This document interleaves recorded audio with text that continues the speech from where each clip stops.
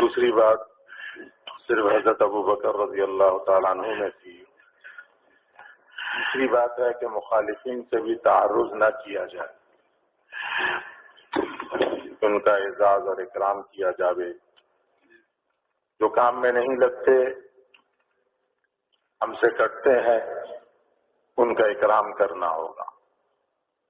یہ بات حضرت عمر رضی اللہ تعالیٰ عنہ میں نہیں ہے. سارے حضرت ابوبکر رضی اللہ تعالیٰ عنہ کے ہاتھ پر بیٹھ ہوئے. یہ بھی حضرت ابوبکر رضی اللہ تعالیٰ عنہ میں ہے کہ اپنے زور سے بات نہ کرنا، زور والے لہجے سے بولنا حضرت عمر رضی اللہ تعالیٰ عنہ میں تھا. حضرت ابوبکر رضی اللہ تعالیٰ عنہ میں دل لبھانے والے لہجے سے بولنا تھا. یہ کام بتا رہا ہوں کہ تمہیں کرنا کیا ہے.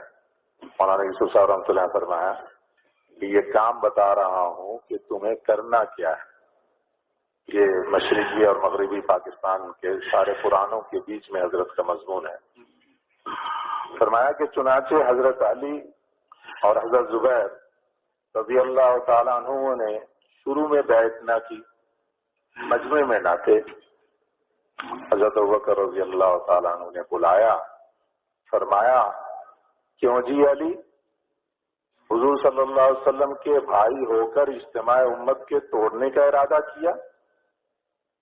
حضرت علی رضی اللہ تعالیٰ نے کہا نہیں، تم سے افضل کوئی نہیں، بس تم نے مشورے میں نہ لیا اس کا رنج ہے. اس کی صفائی کر دی گئی. حضرت خالد اموی رضی اللہ تعالیٰ عنہ 6 ماہ تک ان سے بیعت نہ ہوئے. حضرت ابوبکر رضی اللہ تعالیٰ عنہ روزانہ ان کے گھر جا کر زیارت کر کے آتے، روزانہ گھر جا کر صرف زیارت کر کے آتے. ایک دن بھی بیعت ہونے کو نہ کہا. نیاز مندی کے ساتھ ان کے پاس جاتے رہے. حضور صلی اللہ علیہ وسلم والے نہج پر چلنا ہے، حضور صلی اللہ علیہ وسلم والے نہج پر چلنا ہے تو چہرے پر بل لائے بغیر ایسے کے ساتھ سلوک کرنا ہوگا. 6 ماہ کے بعد حضرت خالد اموی رضی اللہ تعالیٰ عنہ نے کہا کہ تم یہ چاہتے ہو کہ میں تم سے بیعت ہو جاؤں؟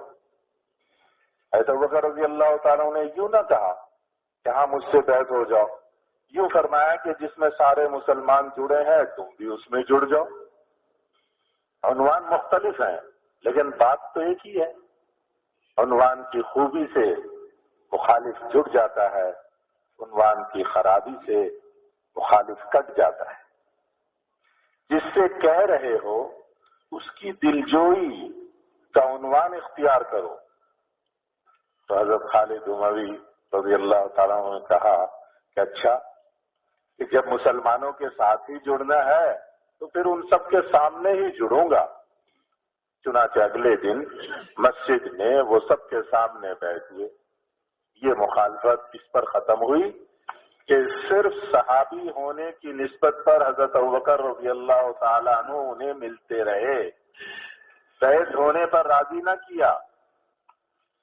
کام کو اپنے اصولوں پر نہیں اٹھانا ہے، اس کام کو اپنے اصولوں پر نہیں اٹھانا ہے بلکہ سیرت والے اصولوں پر اٹھانا ہے کہ ہماری نسبت گندی ہے، حضور صلی اللہ علیہ وسلم کی نسبت پاک ہے. حضرت سعد ابن عبادہ رضی اللہ تعالیٰ عنہ بھی بیعت نہ ہوئے. سارے انصار ان کے ہاتھ پر بیعت ہونا چاہتے تھے. حضرت عمر رضی اللہ تعالیٰ عنہ تقریر تیار کر کے لے گئے. حضرت ابوبکر رضی اللہ تعالیٰ عنہ نے فرمایا نہیں، تقریر میں کروں گا. انصار کے سارے فضائل بیان کی. انصار ہر خیر میں مہاجرین کے شریک ہیں، لیکن حضور صلی اللہ علیہ وسلم کا نائب ان کی قوم میں سے ہوگا. حضور صلی اللہ علیہ وسلم کے قبیلے پر تو سب جڑ جائیں گے، ورنہ ہر قبیلہ اپنے شخص کو کھڑا کر کے اشتراک کر لے گا. حضرت عمر رضی اللہ تعالیٰ عنہ والی ساری تقریر حضرت ابوبکر رضی اللہ تعالیٰ عنہ نے کر دی، مگر سلیقے سے. لوگ آج حق کہنا چاہتے ہیں. الحق کو مر، جس کو کڑوا لگے وہ اسے قبول ہی کیسے کرے. کہنے والے کو ہدایت ہے کہ اس طرح سے کہو کہ کسی کو کڑوا نہ لگے۔ آج کڑوی گولیوں پر مٹھائی چڑھا کے کھا جاتے ہیں۔ حق کو اخلاص و دلجوئی کی مٹھاس ملا کر کہو، حق کو اخلاص اور دلجوئی کی مٹھاس ملا کر کہو، ورنہ خالی حق کو منہ پر مار کر پھینک دے گا۔ ایک ہے سلیقہ، لوگ حق کے زور میں آ کر ہی فرقے بنا لیتے، لوگ حق کے زور میں آ کر ہی فرقے بنا لیتے ہیں۔ اجی میں اصول کی کہہ رہا ہوں، دوسرا کہتا نہیں اصول یہ ہے۔ ہو سکتا ہے دونوں ہی تقوی کے اصول ہوں، کہنے کا سلیقہ جوڑے گا یا توڑے گا۔ انصار نے کہا ہم نے جنت کے واسطے کیا تھا، چھوڑو دنیا کو، ان کے لیے جوڑ سے یہ کام بنے گا۔ جوڑ اس وقت تک نہیں بنے گا جب تک ایک معتد بھی طبقہ یوں نہ طے کر لے کہ ہم نے صرف آخرت میں لینا ہے۔ جب تک ایک معتد بھی طبقہ یہ نہ طے کر لے کہ ہم نے صرف آخرت میں لینا ہے۔ امت میں اقتدار، مال، عزت لینے والے تو بہت ہیں، آخرت میں لینے کا جذبہ انصار میں بھی تھا اور حضرت ابوبکر رضی اللہ تعالی عنہ میں بھی۔ اقتدار کا جذبہ آج ہمارے میں ایسا گھس گیا ہے کہ ہر ایک اپنی چلانے کے واسطے کام کرتے ہیں۔ آج مسلمان بھی اسلام کے مٹانے پہ لگ گیا ہے، اس لیے حضور صلی اللہ علیہ وسلم والے اصولوں پر محنت کو لانے کی ضرورت ہے۔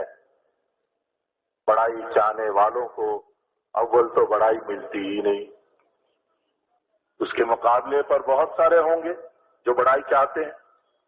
زبردستی امیر بنا، اگر بڑائی مل گئی تو خدا کی مدد سے محروم ہوں گے۔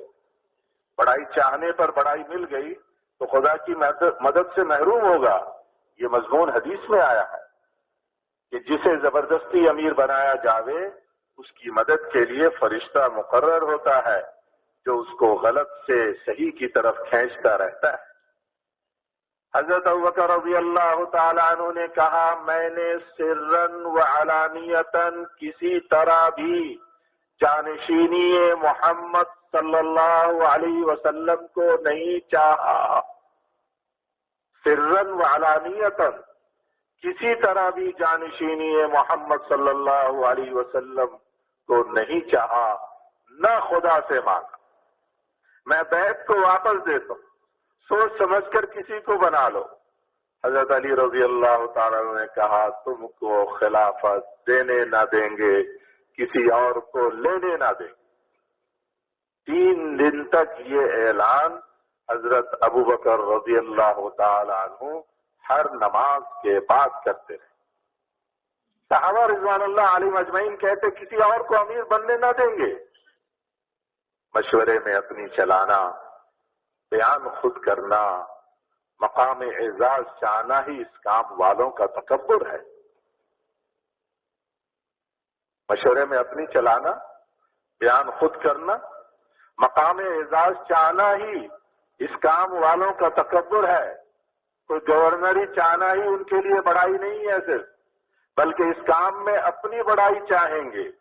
اپنی بڑائی کی ہوس نہ ہو، خود کو پیچھے ہر موقع پر ہٹا دیں، دوسرے انہیں زبردستی آگے لا دیں۔ ایک دفعہ دور نبوی میں حضرت ابوبکر رضی اللہ تعالیٰ عنہ سفر کر گئے۔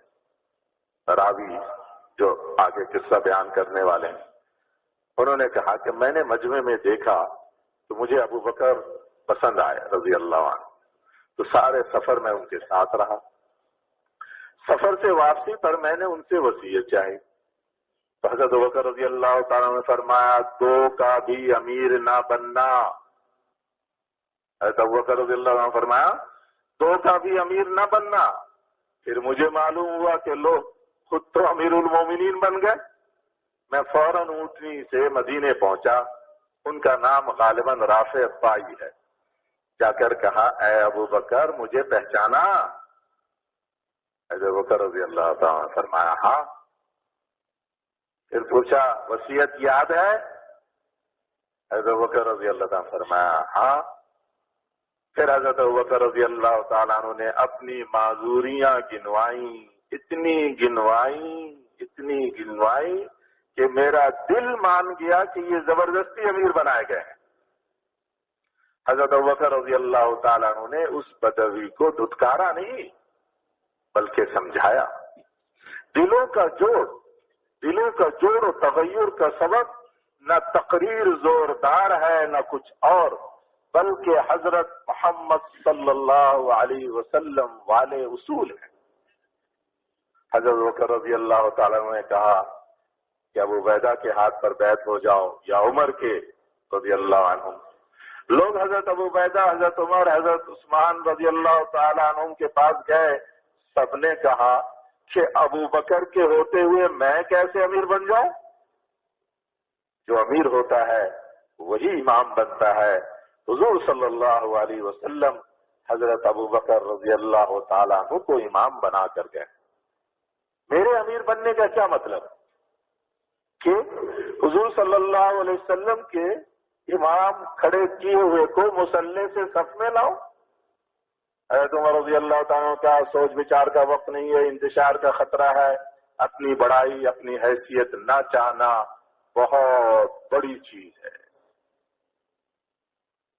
ابھی آئی صاحب نے حضرت رائے پوری رحمۃ اللہ علیہ کے تعلق والے ایک بزرگ کا سنایا نا کہ معدومیت بہت اونچی چیز ہے. اور عیسیٰ صاحب رحمۃ اللہ علیہ کیا فرما رہے ہیں؟ اپنی بڑائی، اپنی حیثیت نہ چاہنا بہت بڑی چیز ہے. اس صفت والوں سے دنیا جڑے گی،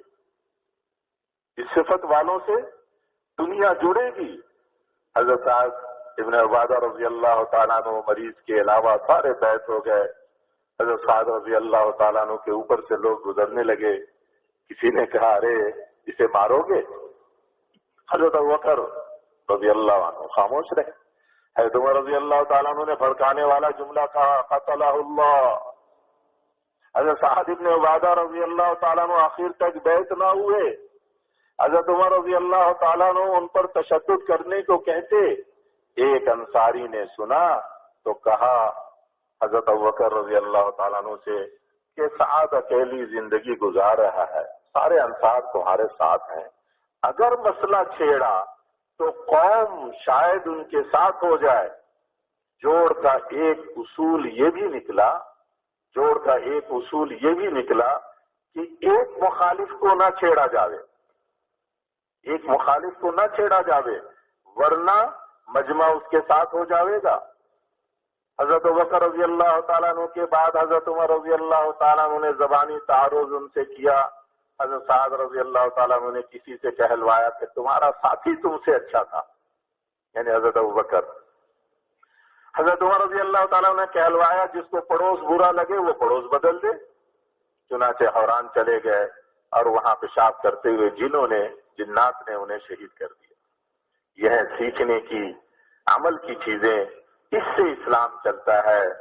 دلوں میں جوڑ ہو تو سختیوں اور تکلیفوں میں بھی مزہ آتا ہے. ورنہ راحت میں بھی مزہ کرکرا ہو جاتا ہے. حضرت ابوبکر رضی اللہ تعالیٰ عنہ کے اصولوں سے اجتماع بنا جو عرصے تک چلتا رہا. حضرت طلحہ رضی اللہ تعالیٰ عنہ ایک سردار کو حضرت ابوبکر رضی اللہ تعالیٰ عنہ سے زمین دلوا دی. اس سردار کو حضور صلی اللہ علیہ وسلم بھی دیتے تھے. پرچے پر سب گواہوں نے گواہی کر دی. حضرت عمر رضی اللہ تعالیٰ عنہ کے پاس پرچہ آیا تو فرمایا کہ پہلے اسلام غریب تھا، تالیف قلوب کی وجہ سے حضور صلی اللہ علیہ وسلم تمہیں دیتے تھے، اب قوی ہے تمہیں دینے کی کوئی ضرورت نہیں.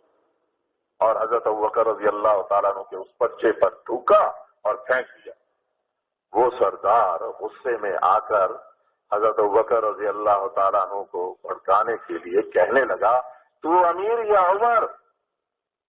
حضرت ابوبکر رضی اللہ تعالیٰ عنہ نے جواب وہ دیا کہ جس سے دل جڑے. فرمایا وہ چاہتا تو وہی امیر ہو جاتا، میں کیا امیر.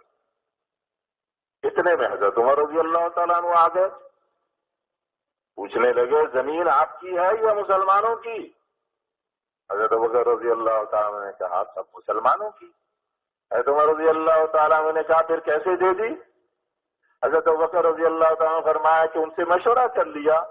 حضرت عمر رضی اللہ تعالیٰ نے کہا کہ سب سے مشورہ کر لیا، حالانکہ صاف ظاہر تھا کہ سب سے مشورہ ممکن ہی نہیں، اہل حل و عقد سے ہی ہوگا۔ حضرت عمر رضی اللہ تعالیٰ سے کہا، حضرت ابوبکر نے حضرت عمر رضی اللہ تعالیٰ سے کہا میں تو پہلے ہی کہتا تھا کہ تم بن جاؤ، تم قوی ہو۔ ان اصولوں کے اپنانے سے اجتماع پیدا ہوتا ہے۔ کام کی نوعیت اجتماع والے اصول کے ساتھ چلے، کام کی نوعیت اجتماع والے اصول کے ساتھ چلے تو یہ محنت ساری دنیا کو پلٹوا کر دکھائے گی۔ کلمے والا یقین، حضور صلی اللہ علیہ وسلم کی باتوں پر اعتماد، تجربوں رواج کے خلاف ان پر حوصلے سے قدم اٹھانا۔ کلمے والا یقین، حضور صلی اللہ علیہ وسلم کی باتوں پر اعتماد، اپنے تجربوں اور رواج کے خلاف ان پر حوصلوں سے قدم اٹھانا، مال و جان کی پرواہ نہ کرنا، اس طرح تو کام اٹھتا ہے۔ کلمے والا یقین، حضور صلی اللہ علیہ وسلم کی باتوں پر اعتماد، اپنے تجربوں اور رواج کے خلاف ان پر حوصلے سے قدم اٹھانا، مال و جان کی پرواہ نہ کرنا، اس طرح تو کام اٹھتا ہے۔ جب کام اٹھے گا تو رجوع ہونا شروع ہوگا۔ اگر اس رجوع میں صفات بدل گئی، جوڑ کے اصول ٹوٹنے لگے تو یہ کام ختم ہو جائے گا، ذاتیات کے مفادات کا ٹکراؤ پیدا ہوگا۔ جب رجوع پیدا ہو، لوگ رجوع کر رہے ہیں، رجوع پیدا ہو تو پہلے والی معاشرت، کھانے پینے لباس کو باقی رکھو، جب تک تم بڑے بننے سے محفوظ رہے تو ہر اگلا دن پہلے دنوں سے زیادہ محبوبیت و مرجعیت کو قائم کرائے گا۔ جب تک تم بڑے بننے سے محفوظ رہے تو ہر اگلا دن پہلے دنوں سے زیادہ محبوبیت اور مرجعیت کو قائم کرائے گا۔ ہمارا نفس ہونے والے سے اپنا حصہ لینا چاہے گا۔ تم اپنا سب کچھ اسلام کی ترویج میں لگاتے رہو، اسلام چلے گا، چیزیں آئیں گی، نقشوں، لباس، کھانے کی رغبت کا نہ ہونا، معمولی سی زندگی، کھانے کی سابقہ تکلیف والی ترتیب کو باقی رکھو، اپنی سطح نہ بدلو۔ جس زمانے میں تمہیں کوئی نہ پوچھتا تھا، اس وقت جو سطح تھی وہ پوچھنے کے زمانے میں نہ بدل جاوے۔ دور صدیقی اٹھنے کا ہے، ناگواریوں پر بھی جوڑ رہے۔ حضرت خالد بن ولید رضی اللہ تعالیٰ عنہ کو معزول کیا گیا۔ حضرت عمر رضی اللہ تعالیٰ عنہ کے خلیفہ بننے کی اطلاع حضرت خالد رضی اللہ تعالیٰ عنہ کو ملی تو حضرت خالد رضی اللہ تعالیٰ عنہ نے کہا انا للہ و انا الیہ راجعون، اور فرمایا اللہ نے اس ابوبکر کو اٹھا لیا جو سب سے زیادہ محبوب تھا، اور اس عمر کو امیر بنا دیا جس کی محبت مجھ پر لازم کر دی ہے۔ حضرت ابوبکر رضی اللہ تعالیٰ عنہ نے آپس کے جوڑ کو باقی رکھا، وعدوں پر یقین سے کام اٹھایا، تحمل سے اٹھایا۔ پھر حضرت خالد رضی اللہ تعالیٰ عنہ کو حضرت عمر رضی اللہ تعالیٰ عنہ نے معزول کر دیا۔ کون خالد؟ ناک والے خاندان بنی مخزوم کے ناک کے بال، وہ خالد۔ ان خالد کی معزولی کے لیے بھیجا تو کسے؟ حضرت بلال حبشی رضی اللہ تعالیٰ عنہ، وہ بھیجے گئے۔ حضرت بلال رضی اللہ تعالیٰ عنہ نے اپنے ہاتھ سے ان کا امامہ اتار کر گلے میں ڈال کر ہلا کر کہا مالیات کا حساب دو، مالیات کا حساب دو۔ اگر شاعروں کو بیت المال سے پیسے دیا تو خیانت کی، اور اگر ان شاعروں کو اپنے پاس سے پیسے دیا تو اسراف کیا۔ پھر حضرت بلال رضی اللہ تعالیٰ عنہ نے منبر سے اتر کر حضرت خالد رضی اللہ تعالیٰ عنہ کو امامہ باندھ کر گلے سے لگایا اور فرمایا کہ وہ امیر کا حکم تھا اور یہ میری محبت ہے۔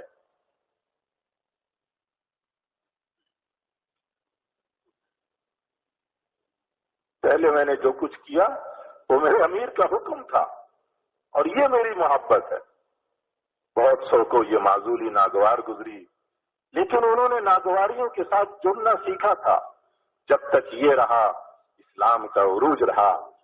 حضرت علقمہ ابن عمامہ لیثی رضی اللہ تعالیٰ عنہ رات کو حضرت عمر رضی اللہ تعالیٰ عنہ کو دیکھا۔ حضرت خالد اور حضرت عمر یہ شبیہ تھے، ایک جیسے چال ڈھال قد قد۔ وہ سمجھے، حضرت علقمہ سمجھے کہ یہ خالد تھے وہ حضرت عمر۔ حضرت علقمہ نے کہا خالد آدمی نے بہت برا کیا۔ حضرت عمر سمجھ گئے کہ انہوں نے مجھے نہیں پہچانا، تو ریت کر کہا پوچھا کہ پھر کیا ارادہ ہے؟ حضرت علقمہ نے کہا ناگوار تو لگ رہی ہے لیکن ماننا تو امیری کی ہے۔ صبح کو جب جمع ہوئے حضرت عمر رضی اللہ تعالیٰ نے کہا ہے خالد رات تمہاری علقمہ سے کیا بات ہوئی تھی؟ حضرت خالد کو تو پتہ ہی نہیں۔ حضرت خالد نے کہا کچھ نہیں۔ حضرت علقمہ بگڑنے لگے، اتنا بڑا آدمی اور انکار کرتا ہے۔ حضرت خالد رضی اللہ تعالیٰ عنہ قسم کھانے کو تیار ہوئے۔ حضرت عمر رضی اللہ تعالیٰ کا نہیں، وہ تو میں تھا۔ پھر فرمایا مجھے علقمہ جیسے آدمیوں کی ضرورت ہے، ناگواری تو ہوا کرتی ہے، رائے کا خلاف ہوا کرتا ہے، لیکن اس کے باوجود جوڑ کو باقی رکھا جاتا ہے۔ امیر کو رائے دے دو پھر ناگواری کے ساتھ بھی جڑے رہو۔ حضرت خالد رضی اللہ تعالیٰ عنہ کو امیر بنایا لشکر کا۔ حضرت ابوبکر رضی اللہ تعالیٰ عنہ نے یہ بات حضرت عمر کو ناگوار۔ یمامہ کے سفر میں حضرت خالد نے مالک ابن نویرہ کو قتل کیا کہ اس نے یہ کہا کہ تمہارے نبی نے، ارتداد کا زمانہ تھا، اس نے کہا تمہارے نبی نے، اچھا ہمارے نبی ہیں؟ حضرت خالد نے کہا ہمارے نبی ہیں تمہارے نہیں ہیں، ارتداد کا زمانہ۔ متمم مالک کا بھائی روتا پیٹتا مدینہ آیا۔ ادھر حضرت خالد رضی اللہ تعالیٰ نے مالک کی بیوی کو باندی بنا کر صحبت بھی کر لی۔ حضرت عمر رضی اللہ تعالیٰ نے کہا اب تو خالد کا قتل قصاص مسلم میں لازم ہے۔ حضرت ابوبکر رضی اللہ تعالیٰ نے تعویل فعل مسلم کی، رجل تأول فاخطأ۔ حضرت عمر رضی اللہ تعالیٰ نے کہا اس نے عدت میں صحبت کر کے زنا کیا تو رجم کرو۔ پھر حضرت ابوبکر رضی اللہ تعالیٰ نے وہی کہا رجل تأول فاخطأ۔ حضرت عمر نے کہا کہ معزول کر دو، اس کی تلوار کی تیزی سے قتل بہت ہوگا۔ حضرت ابوبکر رضی اللہ تعالیٰ نے کہا کہ اللہ نے اس تلوار کو سونپا ہے، میں کیسے ہٹا دوں؟ حضرت عمر رضی اللہ تعالیٰ نے کہا اسے کم از کم بلا کر باز پرس تو کر لو۔ حضرت خالد رضی اللہ تعالیٰ آئے۔ حضرت عمر رضی اللہ تعالیٰ نے فوراً، ابھی حضرت ابوبکر کے پاس نہیں پہنچے، فوراً ہی پکڑ کے خوب برا بھلا سنایا۔ حضرت خالد خاموش، شاید کہ امیر کی یہی مرضی ہے۔ اب حضرت ابوبکر کے پاس بدری اور کبار صحابہ کرام نے سفارش کی تو حضرت ابوبکر رضی اللہ تعالیٰ نے انہیں ہی امیر برقرار رکھا۔ اب حضرت ابوبکر کے پاس سے خالد نکلے تو نکل کر حضرت عمر کو خوب سنایا۔ جو پہلے حضرت عمر نے حضرت خالد کو سنایا تھا، حضرت خالد حضرت عمر کو سنا رہے ہیں۔ حضرت عمر رضی اللہ تعالیٰ عنہ حق کے پکے سنتے رہے، یعنی جس کے ساتھ امیر ہو اس کی ہر طرح کی سننی پڑے گی، اپنا پتا مارنا پڑے گا، اس سے ہی جوڑ ہوگا۔ جو میں بتا رہا ہوں، حضرت فرما رہے ہیں کہ جو میں بتا رہا ہوں اس سے نفس پر مشقت ہوگی، اس سے نفس پر مشقت ہوگی، لیکن اس سے اجتماع ہوگا۔ جوڑ والی محنت مشابہ ہوگی نبوی محنت کے۔ کام ہر دور میں ہوا، دور حضرت معاویہ رضی اللہ تعالیٰ عنہ میں، دور یزید تک میں ہوا۔ فرق یہ ہے کہ حضور اکرم صلی اللہ علیہ وسلم کے زمانے میں ایک صاحب تول رہے تھے، دوسرے نے سواری کی چیز کھولی مذاق کے طور پر، وہ چونکے، مسجد نبوی میں اونگنے والے کے تیر کو چھیڑا تو چونک گئے۔ ایک صاحب مسجد سے گئے، دوسرے نے جوتی ران کے نیچے چھپا لی، واپس آئے تو وہ صاحب پریشان ہوئے۔ ان تینوں کو حضور صلی اللہ علیہ وسلم نے فرمایا مسلم کے لیے حلال نہیں ہے کہ مسلم کو خوف زدہ کرے۔ مسلم کے عیب کا تذکرہ غیبت ہے، مسلم کے عیب کا تذکرہ غیبت ہے جو حرام ہے۔ آج غیبت بہت چل رہی ہے، غیبت کے اجزاء میں کچھ باہر رہ گئے۔ غیبت کی سزا دلوں کا پھٹنا ہے۔ دل پھٹے تو نہ تم مشورہ کر سکو گے، نہ جماعتیں لے کر چل سکو گے، بس اپنی موافقت کرنے والوں کو ڈھونڈتے رہو۔ خدا نے دکھا دیا کہ صحیح چلنے سے تمہارے سینکڑوں کروڑوں پر جیت گئے، بعد میں چیزیں بدلنی شروع ہوئیں۔ سب سے پہلے اکرام مسلم میں کمی آئی۔ حضور صلی اللہ علیہ وسلم نے سارے صوبائی، خاندانی، لسانی، قومی رگیں کاٹی۔ حضور صلی اللہ علیہ وسلم نے سارے صوبائی، خاندانی، لسانی، قومی رگیں کاٹی۔ اگر ہم لوگوں کی رعایت کر کے چلتے رہے تو ہمارا کام حضرت محمد صلی اللہ علیہ وسلم والا بنے گا۔ حضور صلی اللہ علیہ وسلم نے رشتہ دار کٹوائے، قوم سے لڑوایا گیا، وطن والوں کو مروایا گیا۔ بدر میں قوم کا قوم سے مقابلہ ہے، قریشی سے لڑ رہے ہیں۔ حضرت ابو عبیدہ نے اپنے باپ کو بدر میں مارا۔ حضور صلی اللہ علیہ وسلم نے ہم میں سے قومی، خاندانی، طبقاتی رگیں کاٹی، ذاتی تعلقات، وطن، قوم، خاندان، یہ سب ختم کرائے۔ رشتہ کام کرنے والوں میں توڑ پیدا نہ کر سکتا تھا، وطن کی نسبت انہیں توڑ نہ سکتی تھی کہ وہ یہ رگیں کاٹ چکے تھے۔ مکہ ان کا وطن تھا، مکے والی معاشرت، رہن سہن، بول چال تھا۔ مکے والوں کو مکے والوں سے لڑوایا گیا۔ حضرت علی، حمزہ، عبیدہ رضی اللہ تعالیٰ عنہ مسلمانوں میں سے باہر نکلے بدر میں، مقابلے میں مکے والے آئے، رشتہ دار کو مار رہا تھا۔ حضرت سعید ابن العاص کو حضرت عمر رضی اللہ تعالیٰ نے کہا کہ شاید تم مجھ سے اس لیے ناراض رہتے ہو کہ میں نے تمہارے باپ عاص کو مارا ہے، حالانکہ میں نے تو اس عاص کو مارا ہے جو میرا ماموں تھا۔ تمہارے باپ عاص کو تو حضرت علی رضی اللہ تعالیٰ نے مارا، وہی ان سے قریب تھے۔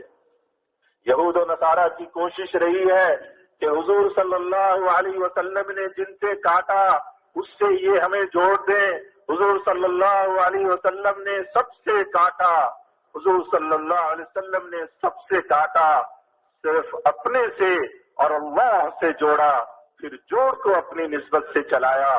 میری بیویاں، میرے صحابہ، میرے خلیفہ ہیں، ان سے جوڑ کرو۔ اگر کام کرنے والے ان محمدی نسبتوں میں نہ رنگے تو دوسرے طبقات کیسے جڑیں گے؟ حضرت ابوبکر رضی اللہ تعالیٰ عنہ سے ان کے بیٹے عبد الرحمن نے کہا، ابا جان، اس دن آپ تلوار تلے آ گئے تھے، باپ کہہ کے چھوڑ دیا۔ حضرت ابوبکر رضی اللہ تعالیٰ عنہ نے کہا، میں تو بیٹا کہہ کے ہرگز نہ چھوڑتا۔ کام کو اس طرح کرنا کہ وہ رگیں کٹے جن کے ہوتے ہوئے ہم حضرت محمد صلی اللہ علیہ وسلم کا رشتہ نہیں جوڑ سکتے۔ اگر وہ رگیں نہ کٹی تو حضرت محمد صلی اللہ علیہ وسلم کی طاقت ہمارے کام میں نہ آئے گی۔ اپنا باپ مر گیا۔ حضرت علی رضی اللہ تعالیٰ عنہ نے کہا کہ آپ کا بھٹکا ہوا چچا مر گیا۔ حضرت علی رضی اللہ تعالیٰ عنہ نے رونا دھونا نہ کیا۔ حضور صلی اللہ علیہ وسلم سے نہ جڑا تو کیا باپ، حضور صلی اللہ علیہ وسلم سے نہ جڑا تو کیا باپ۔ حضور صلی اللہ علیہ وسلم نے فرمایا کہ مٹی میں چھپا دے۔ ادھر حضرت سعد ابن معاذ حضور صلی اللہ علیہ وسلم کے سینے پر ہے، ان کے زخموں کا خون حضور صلی اللہ علیہ وسلم کے سینے پر گر رہا ہے۔ صحابہ رضوان اللہ علیہ اجمعین نے لینا چاہا تو حضور صلی اللہ علیہ وسلم نے اپنے اوپر اور کر لیا اور حضور صلی اللہ علیہ وسلم کے گود میں ہی مر گیا۔ قومیں مختلف، لیکن یہ دعوت و جہاد کا، تعلیم و تربیت کا جوڑ ہے۔ حضرت عائشہ رضی اللہ تعالیٰ عنہ کہتی ہے کہ ابو بکر اور عمر رضی اللہ عنہما ہچکیوں سے رو رہے تھے، میں دونوں کی آواز پہچان رہی تھی۔ ایسا رونا کبھی کسی دوسرے رشتہ داروں کے مرنے پر ان سے ثابت نہیں ہے کہ وہ حضور صلی اللہ علیہ وسلم کے علاوہ کی ساری نسبتیں رگیں کاٹ چکے۔ حضرت عائشہ فرماتی ہیں کہ شدت غم کی حالت میں حضور صلی اللہ علیہ وسلم رونے کے بجائے داڑھی پکڑ لیتے تھے۔ چنانچہ میں دیکھ رہی تھی حضور صلی اللہ علیہ وسلم اس وقت داڑھی پکڑ رکھی تھی، حضور صلی اللہ علیہ وسلم جلدی کر رہے ہیں کہ فرشتے کہیں ان کو غسل دینے کے لیے آسمان پر نہ لے جائیں اور ہم ان کے غسل سے محروم نہ ہو جائیں۔ غسل میں حضور صلی اللہ علیہ وسلم شریک تھے، قبر خود کھدوائی، پھاوڑے کی مار سے مٹی اڑتی تو مشک کی خوشبو پھیلتی۔ حضور صلی اللہ علیہ وسلم نے فرما رہے تھے کہ مومن کی خوشبو کا کیا کہنا، ہم پر سب سے پہلے حضور صلی اللہ علیہ وسلم کی، پھر اہل بیت کی، پھر صحابہ کی، پھر ہوتے ہوتے اعمال محمد صلی اللہ علیہ وسلم کی محبت قائم ہو۔ ہم پر سب سے پہلے حضور صلی اللہ علیہ وسلم کی، پھر اہل بیت کی، پھر صحابہ رضوان اللہ علیہم اجمعین کی، پھر ہوتے ہوتے اعمال محمد صلی اللہ علیہ وسلم کی محبت قائم ہو۔ سمجھ میں آ گئی بات؟ حضرت نے یہاں پہ سوال پوچھا کہ بات سمجھ میں آ گئی یہاں تک؟ آپ حضرات بتائیں نا، آ گئی سمجھ میں؟ آگے چلیں، اس سے بھی اجتماع پیدا ہو، فرما رہے اس سے بھی اجتماع پیدا ہوگا۔ اگر پھاڑنے والی رگیں ختم ہو گئیں، کام کے اعتبار سے کام والوں کی محبت و عظمت بیٹھ گئی، پھاڑنے والی رگیں ختم ہو گئیں، کام کے اعتبار سے کام کرنے والوں کی محبت و عظمت بیٹھ گئی، امت کا اکرام کرنے لگے، ساری صفات آ گئیں، تو پھر اللہ کی مہربانی متوجہ ہوگی، پھر اللہ مصریوں، شامیوں، افریقیوں، ہندیوں، پاکیوں میں موڑ لاویں گے، ان کا رخ پھیریں گے۔ حضرت جی رحمت اللہ علیہ فرمایا کرتے تھے، مولانا الیاس صاحب حضرت جی رحمت اللہ علیہ فرمایا کرتے تھے کہ کبھی زور سے ہوا چلے گی، یہ ہے محنت کا طریقہ، اسے بدلا تو پھر جو قائم ہوا ہے وہ زوال پذیر ہو جائے گا۔ دور عثمانی میں سب سے پہلے اکرام مسلم کمزور ہوا، سارا معاشرہ ہی بگڑا۔ سب سے پہلی بات یہاں سے چلی کہ امیر پر اعتراض اور خود امیر بننے کا شوق، غیبی نظام پر اجتماع اور افتراق کا اثر پڑتا ہے۔ دور صدیقی میں جب شعر و شکر تھے، حضور صلی اللہ علیہ وسلم کی نسبت کے علاوہ سب نسبتیں ختم تھی، اس وقت ترکوں کے دلوں میں اللہ نے یہ بات ڈالی کہ مسلمان مرتے نہیں، اگر مر جاویں تو دوبارہ زندہ ہو کر آ جاتے ہیں۔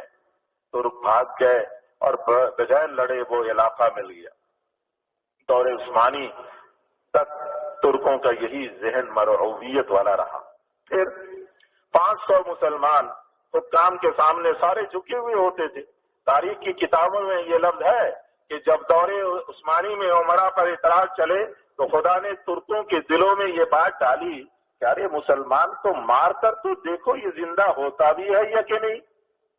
چنانچہ انہوں نے ایک مسلم کو پکڑ کر ذبح کیا، پھر چھپ کر 24 گھنٹے پہرے دیے۔ پہرے میں حفاظت، کوئی زندہ نہ ہوا۔ پہلا ذہن مرعوبیت والا ختم ہو گیا۔ بس پھر یہ ترک اٹھے اور مسلمان مطمئن تھے۔ اس وجہ سے 2 چھاؤنیوں میں صرف 500 ہی تھے۔ حضرت سلمان باہلی امیر ساتھیوں کو لے کر مقابلے پر آئے تو آواز آسمان سے سنی، صبرن علی سلمان موعدکم جنہ، یعنی اب تم کو دنیا میں نہ جتایا جاوے گا، ہاں شہادت پر جنت ملے گی۔ سب سے پہلے امیر کے خلاف ہوتے ہیں، پھر ساتھیوں کی غیبتیں چلتی ہیں، پھر پارٹیاں بنتی ہیں۔ 500 وہیں شہید ہوئے۔ دوسری جگہ سے بھی یہی آواز آئی، وہ بھی سب شہید ہو گئے۔ حالانکہ ان 1000 نے ملک کو سنبھال رکھا تھا۔ آج ہم پر روس، امریکہ، چین، غیر مسلموں کا روب ہے۔ آج ہم پر روس، امریکہ، چین، ان غیر مسلموں کا روب ہے، ہمارا کسی پر نہیں ہے۔ اس کی وجہ یہ ہے کہ روب اللہ سے ڈلوانے والا وہ جوڑ ختم ہو گیا۔ وَلَا تَنَازَعُوا فَتَفْشَلُوا وَتَذْهَبَ رِيحُكُمْ۔ آج مسلمان کی ہوا اکھڑی ہوئی ہے، ہوا جمے گی اگر اصول جوڑ والے چلیں۔ جب جوڑ ٹوٹا ہے تو لاکھوں میں گھسنے والے زہیر جیسے کو ایک نے مار دیا رضی اللہ عنہ۔ حضرت طلحہ تیمی کو 80-90 بڑے زخم حضور صلی اللہ علیہ وسلم کی حفاظت سے ختم نہ کر سکے، دل پھٹے، آپس میں لڑے تو حضرت علی رضی اللہ تعالیٰ عنہ سے لڑنے میں خیر نہ سمجھنے پر، حضرت طلحہ رضی اللہ تعالیٰ عنہ کے پیچھے ہٹنے پر مروان نے پیچھے سے تیر مار دیا، شہید کر دیا۔ ایسے اساطین مارے گئے اجتماع کے نہ رہنے پر، اگرچہ کیسے کمالات والے تھے، تم اختلافات کے ساتھ کیا کام کر سکو؟ اختلافات کے ساتھ تو ایسے بڑے مارے گئے اور کچھ کام نہ کر سکے۔ کام تو ایسے ہوگا جیسے پہلے دیکھا ہے کہ کام کے چلنے اور ختم ہونے کا دور دیکھو۔ دور صحابہ کی تمام جنگوں میں 50,000 شہادت سے نہ مرے، لیکن دل پھٹنے پر جب آفتیں آئیں تو ایک لڑائی صفین میں 1,00,000 مارے گئے۔ حضرت علی رضی اللہ تعالیٰ عنہ کی طرف کے 40,000 اور حضرت معاویہ رضی اللہ تعالیٰ عنہ کے 60,000، 30 سال کی جنگوں میں مرنے والوں سے دگنے ایک جنگ میں مارے۔ آپس میں لڑنے والوں کو چمکاتے نہیں، ہاں مر کر حق والے اپنا حق پالیں گے۔ حضور صلی اللہ علیہ وسلم کی زندگی کا دور تھا، پھر ملوکیت کا دور چلا۔ ملکی بنیاد خون مسلم پر قائم ہوئی۔ خلافت میں دوسروں کی بنانے کے لیے اپنا خون دیا جاتا ہے۔ خلافت میں دوسروں کی بنانے کے لیے اپنا خون دیا جاتا ہے۔ ملوکیت میں دوسروں کا خون اپنے لیے بہایا جاتا ہے۔ ملوکیت انحطاط کا دور ہے۔ خون کے بہنے کو بند کرنے کے لیے ملکی مفاد دوسروں کو دے کر اپنا خون دے دو۔ حضرت حسین رضی اللہ تعالیٰ عنہ میں یہی دکھایا کہ افتراق پر حضرت حسین رضی اللہ تعالیٰ عنہ جیسی شخصیت ٹکر لے کر نظام نہ بدلوا سکی، یزیدی نظام ہی چلا، ملوکیت چھا گئی، حکومت میں سے دین نکل گیا۔ پھر دیکھو حضرت عمر ابن عبدالعزیز ہیں، ان کے نکاح میں ایسی تاریخی عورت تھی کہ اس کا باپ دادا خاوند، اس کے 5-6 بھائی بادشاہ بنے، سب کی لاڈلی۔ حضرت عمر گورنر حجاز کے تھے، شان و شوکت ہے، مزے ہیں۔ خواب میں حضرت حضور صلی اللہ علیہ وسلم کو دیکھا حضرت عمر بن عبدالعزیز نے۔ حضور نے فرمایا، اے عمر، اگر تجھے حکومت ملی تو ان 2 کے طریقوں پر چلنا، اور حضرت ابوبکر اور حضرت عمر رضی اللہ عنہما کی طرف اشارہ کیا۔ حضرت عمر رضی اللہ تعالیٰ عنہ نے کہا تھا کہ میری اولاد میں ایک آدمی ہوگا جو دنیا میں انصاف بھر دے گا، میری اولاد میں ایک آدمی ہوگا جو دنیا میں انصاف بھر دے گا۔ یہ حضرت عمر رضی اللہ تعالیٰ، عمر ابن خطاب رضی اللہ تعالیٰ عنہ کے پوتی کے بیٹے، ان کے پوتی کے بیٹے ہیں حضرت عمر بن عبدالعزیز۔ حضرت عمر رضی اللہ تعالیٰ عنہ ان کے نانا پر نانا تھے۔ حضرت عمر ابن عبدالعزیز رحمۃ اللہ علیہ کو مصر میں مسجد میں پڑھنے کے لیے لایا گیا۔ حضرت عمر ابن خطاب رضی اللہ تعالیٰ عنہ کی وہ بات لوگوں میں چلتی رہتی تھی، تو لوگوں کا ذہن یہی تھا کہ یہی بچہ ہے شاید۔ تو جب مصر میں مسجد میں پڑھنے کے لیے لایا گیا تو مصر کے لوگوں نے کہا، لو اس فاسق کا بچہ منصف بنے گا۔ حضرت عمر بن عبدالعزیز کے والد کو لوگ فاسق کیا سمجھتے تھے، کہتے لو اس فاسق کا بچہ منصف بنے گا۔ حضرت عمر بن عبدالعزیز نے بادشاہت طلب نہ کی، اور ترتیب میں ان کا حصہ بادشاہت میں تھا بھی نہیں۔ سلمان جب مرنے لگا تو قاضی نے پوچھنے پر کہا کہ اگر آخرت کے لیے کچھ کرنا ہے تو عمر کو بناؤ۔ سلیمان نے ایک ڈبیا میں ان کا نام لکھ کر اس ڈبیا پر سب سے بیعت کرائی کہ جس کا نام اس میں ہے اسے مانو گے۔ عمر بن عبدالعزیز نے قاضی سے کہا کہ اگر اس میں میرا نام ہے تو ابھی سے کہہ دو تاکہ میں نکلوا دوں، اور جس یزید کا یہ شام کا نمبر بادشاہ سے مؤخر کیا گیا تھا، انہوں نے قاضی سے کہا کہ کس کا نام ہے، میرا نام اگر نہیں ہے تو میں بادشاہ سے اپنا نام کروا لوں۔ حضرت عمر بن عبدالعزیز بادشاہ بنے تو کہا اے بیوی اب زندگی بدلنی ہے، دل چاہے تو مجھ سے طلاق لے کر کسی مالدار سے نکاح کر لے۔ اس نے کہا جو تمہارا خدا ہے وہ میرا بھی ہے۔ ساری باندیوں کو چھوڑ دیا، وہ سب رو پڑی، سارا مال بیت المال میں، دربار میں جا کر کہا جاؤ منصب کے خواہ پیچھے ہو جاوے اور دین خالص چاہنے والے پیچھے سے آگے آ جاوے، ان سے مشورہ لے کر چلتے، اوپر سے ماحول بن جاوے تو پھر اسلام چلے گا، اگر اوپر والے نہ بدلیں تو پھر کتنا ہی کریں اسلام نہ چلے گا۔ کسی حکومت کا بدلنا بھی دل کے پھیرنے سے ہوگا، ایسا آج بھی ہو سکتا ہے۔ ہم محنت کر کے اللہ سے مانگیں گے، ہم محنت کر کے اللہ سے مانگیں گے، اللہ جس ملک کی حکومت یا عوام کو چاہے بدل دیں، میں نے جو بتایا ہے وہ سب ہونے والا ہے، بشرطے کہ حضرت محمد صلی اللہ علیہ وسلم کے طریقے پر ہم محنت کریں۔ یہ سب ہونے والا ہے بشرطے کہ حضرت محمد صلی اللہ علیہ وسلم کے طریقے پر ہم محنت کریں۔ ایک بات اور سمجھ لو، اس بات پر بات ختم کرتا ہوں۔ 5 باتیں کام کرنے والوں میں آ جائیں، 5 باتیں کام کرنے والوں میں آ جائیں، پھر اللہ دل پلٹیں گے۔ اللہ نے بہت سے کام خواب سے لیے ہیں، خوابوں کے ذریعے یا ویسے ہی تبدیل کر دے، پبلک کا یا کسی حاکم یا سرغنے کا دل پلٹ دے، یہ خدا کی طرف سے ہوگا، ہم تم نہ کریں گے۔ نبیوں نے جیسا ذاتی طور سے کیا، حضرت محمد صلی اللہ علیہ وسلم نے ایک ایسا مجموعہ بنایا۔ ذاتی بننے سے دنیا نہ پلٹے گی، انبیاء علیہ السلام کا نائب کوئی ایک شخص نہ بنے گا بلکہ مجموعہ بنے گا۔ وَاعْتَصِمُوا بِحَبْلِ اللَّهِ جَمِيعًا، مٹھی بھر مجموعہ، مٹھی بھر مجموعہ 5 باتوں پر آ جائے، مٹھی بھر مجموعہ 5 باتوں پر آ جائے تو غیب سے ان کی دعاؤں پر تبدیلی آئے گی۔ ہم سب کا جذبہ یہ ہو کہ اس مجموعے میں میں آ جاؤں۔ آمین تو کہیں؟ آمین۔ ہم سب اللہ سے مانگیں کہ اس مجموعے میں اللہ ہمیں بھی کر۔ پہلی صفت یہ ہے کہ جس وقت نکلنے کو کہا جائے اسی وقت نکل جائیں۔ پہلی بات، ابھی ہم نے کہا نا کہ ہم اللہ سے مانگیں گے، تیار انشاءاللہ، یہیں سے نکل جائیں گے، واپس ادھر نہیں۔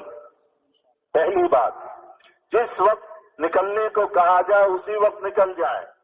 حضرت موسیٰ علیہ السلام آگ لینے گئے، وہاں سے فرعون کی طرف سیدھا حکم ملنے پر چلے گئے، بیمار بیوی 10 سال کی کمائی کی طرف نہ لوٹے۔ انفروا خفافا وثقالا، ہر حال میں نکلنا آ جاوے۔ دوسری صفت یہ ہے جان کی، تیسری مال کی، چوتھی گھر کی پرواہ کیے بغیر نکل جاوے۔ پہلی جب کہا جائے نکل جائے، دوسری جان کی، تیسری مال کی، چوتھی گھر کی پرواہ کیے بغیر نکل جاوے۔ ان کی پرواہ کی وجہ سے ہی فوری قدم نہیں اٹھتا ہے۔ 5ویں بات ہے وَمَا أَسْأَلُكُمْ عَلَيْهِ مِنْ أَجْرٍ، یعنی ہم اس محنت کا آخرت میں لینا چاہتے ہیں، اللہ سے لینے پر کام ہو، جن میں ہم کام کر رہے ہیں ان سے لے لیا تو آخرت میں نہ ملے گا۔ ایک ہوتا ہے فائدہ لینا یا چاہنا، دوسرا کوئی زبردستی فائدہ بڑھ کر دے تو اس کی دلجوئی کو کچھ لے لو۔ ہم نے اپنے کیے کا سب کچھ آخرت میں لینا ہے، دنیا میں نہیں لینا۔ جس مجموعے میں محنت ان 5 باتوں پر آ گئی تو اس مجموعے کی دعائیں قبول ہوں گی، اور کس کے دل پلٹ جاویں گے ہمیں خبر نہیں۔ اس قربانی اور اصولوں والوں کی دعائیں انبیاء علیہ السلام کی دعاؤں کی طرح قبول ہوں گی۔ انبیاء علیہ السلام کی دعا سے ظاہر کے خلاف، تصور کے خلاف ہوا۔ اسلام ظاہر کے خلاف ہے، اسلام تو ہے ہی ظاہر کے خلاف، بہت ہی مٹ گیا، بس چند اعمال ہی رہ گئے اسلام کے، یا نام ہے اسلام کا۔ خدا رخ پھیریں گے، دل پلٹیں گے، آئندہ کے سارے چلنے والے دین کا اجر اسے ملے گا۔ جس کی محنت سے دل پھرے تھے اس کے برابر کوئی شرف نہیں، صدیوں تک کے اسلام کا اجر ہے۔ ایک اور بھی بات ہے، ہمیں سود سے منع کیا، خدا سود در سود چلاویں گے، تم سے جتنے اٹھے ان کے برابر تم کو ملے گا، ان سے جتنے اٹھیں گے ان کے برابر پہلوں کو اور تم کو ملے گا، تمہارا حساب قیامت تک چل سکتا ہے۔ یہ سلسلہ حضور صلی اللہ علیہ وسلم تک جا پہنچتا ہے۔ سب سے زیادہ صحابہ کرام رضوان اللہ علیہم اجمعین کا ہوگا، اور ساری امت کے برابر حضرت محمد صلی اللہ علیہ وسلم کا ہوگا۔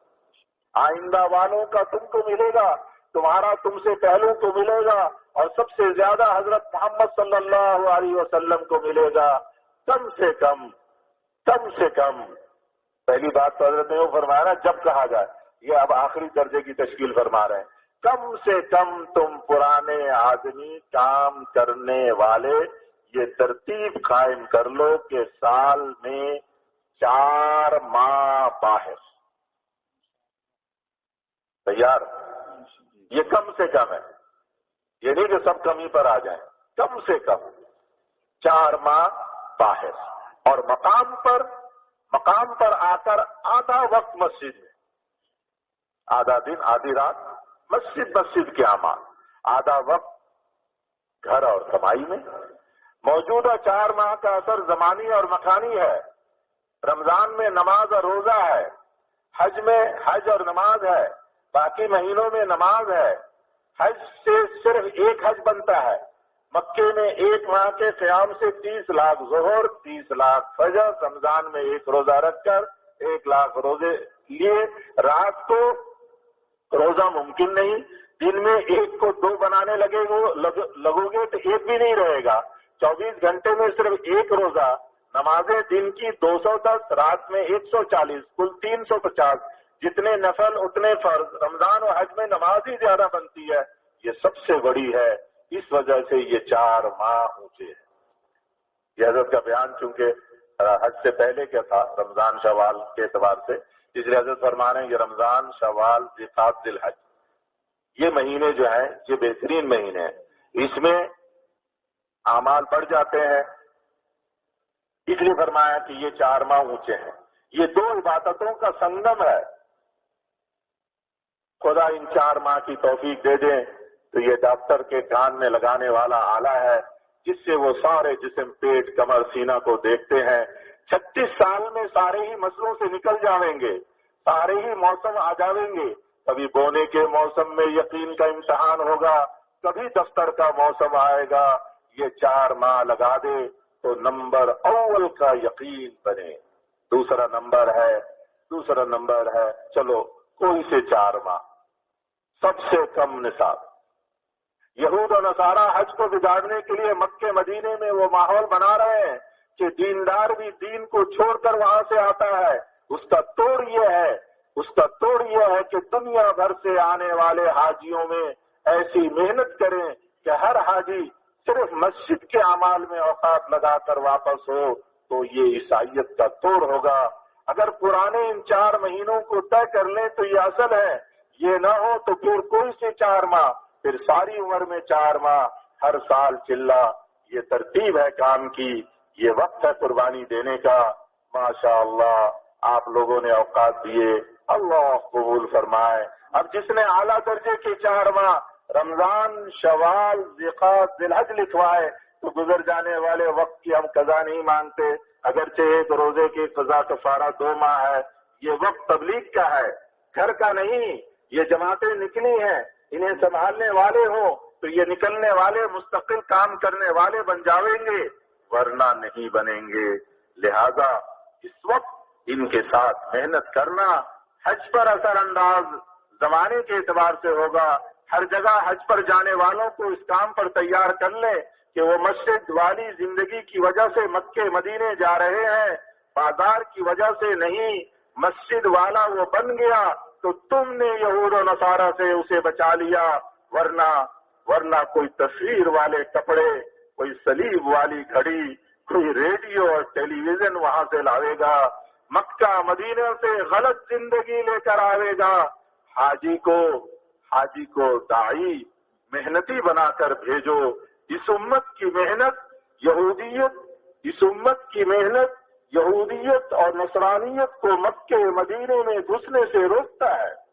وہ پورا پیسہ بہا کر یورپ والا ماحول مکے مدینے میں بنا رہے ہیں، اور حاجی وہ زندگی لے کر آیا کریں گے جسے لوگ آج امریکہ یورپ سے لے کر آ رہے ہیں، وہ مکے مدینے سے یورپ امریکہ والی زندگی لے کر آئیں گے۔ ساری جگہوں پر اپنی تہذیب پھیلا چکے۔ الحمدللہ ہند و پاک کے اکثر مسلم اس تہذیب سے ابھی بھی محفوظ ہیں۔ ایک امریکی سفیر نے دوسرے سفیر سے کہا ہم بیت اللہ 10 سال میں لے جاویں گے۔ اس نے کہا ہنگامہ کھڑا ہو جاوے گا۔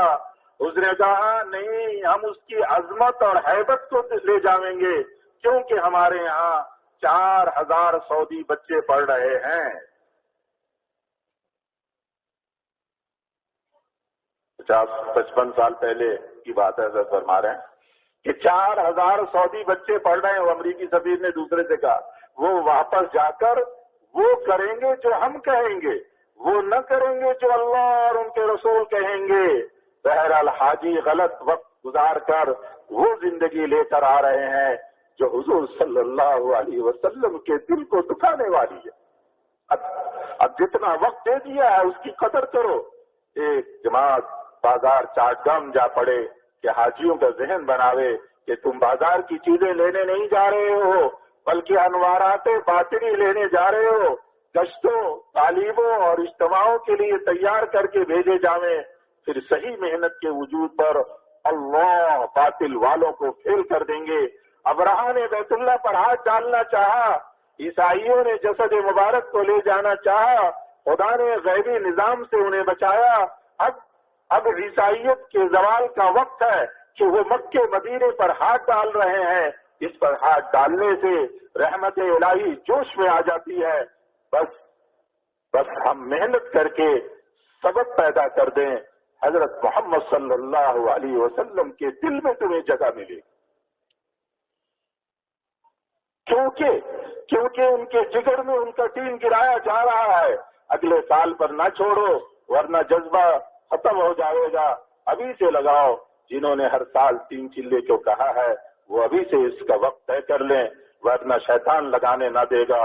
اور جو وقت طے کر لو اس سے 1 دن پہلے ہی چل پڑو، خود بخود۔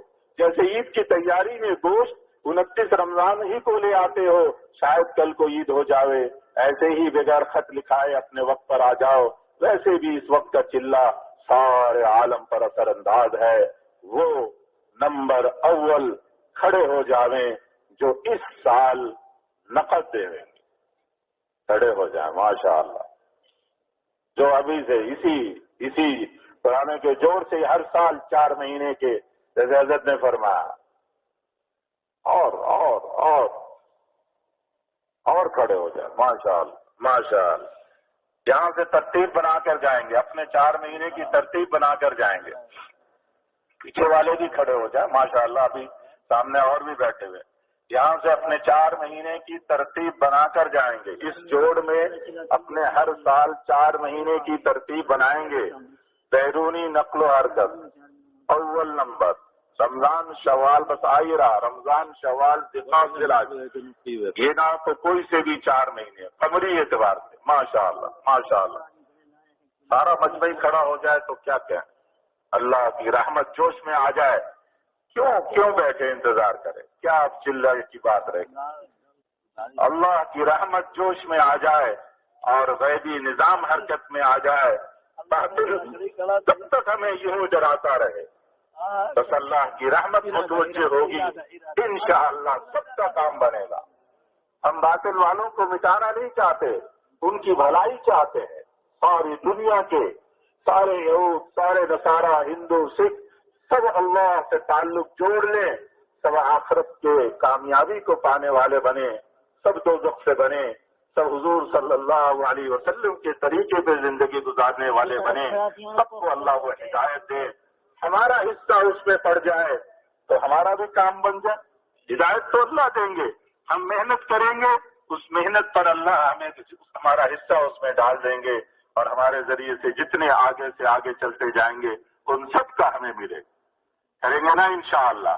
لیکن اب جو ہمارا یہاں کا قیام ہے، آج پہلی مجلس عصر کے بعد سے شروع ہوئی ہے، کل کا دن، پرسوں کا دن، ترسوں کا دن، اس کے بعد اتوار تک، اس میں ہم خوب اس میدان میں اللہ کے سامنے یہ پورا مجمع، یہ مجموعہ، حضرت نے فرمایا ایک مجموعہ 5 چیزوں پر آ جائے۔ بعض جگہوں تو حضرت نے فرمایا کہ اگر یہ قربانی پہ آ جائے ایک مجموعہ تو مشرق مغرب میں پھیلی امت کو اللہ ان کی دعاؤں پر ہدایت دے دے۔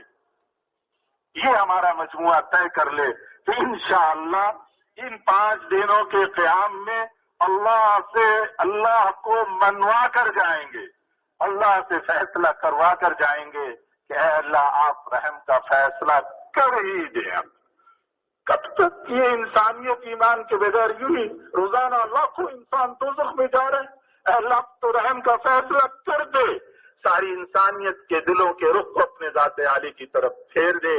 ہمارا یہ مجمع راتوں کو خوب اللہ کے سامنے رو رو کر، گڑ گڑا کر، سسک کر، بلک کر، تڑپ کر مانگے، اور دن کو ایک دوسرے ساتھیوں کو تیار کریں کہ ہمیں ہر چیز میں، ہر کام میں، ہر حال میں اللہ کو دیکھ کر چلنا ہے، رسول اللہ صلی اللہ علیہ وسلم کے طریقوں کو دیکھ کر چلنا ہے، کسی اور طریقے پر نہیں چلیں گے۔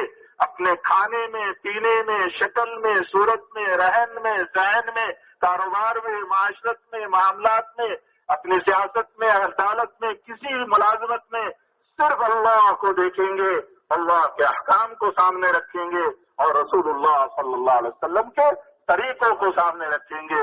ہمارا یہ مجمع انشاءاللہ اگر طے کر لے تو اللہ بھی فیصلہ کر ہی دیں گے۔ یہ امت محمدیہ ہے، یہ امت محمدیہ ہے۔ مولانا یوسف صاحب رحمۃ اللہ علیہ فرماتے ہیں اسے حقیر مت سمجھو، اس امت کو حضور صلی اللہ علیہ وسلم نے اپنے آنسو کو بہا کر تیار کیا ہے۔ یہ حضور کی امت ہے، اللہ کو حضور سب سے زیادہ محبوب ہے، آپ کی امت بھی اللہ کو بہت محبوب ہے۔ اپنے محبوب امت کے مان کو اللہ پاک کیسے پورا نہیں کرے۔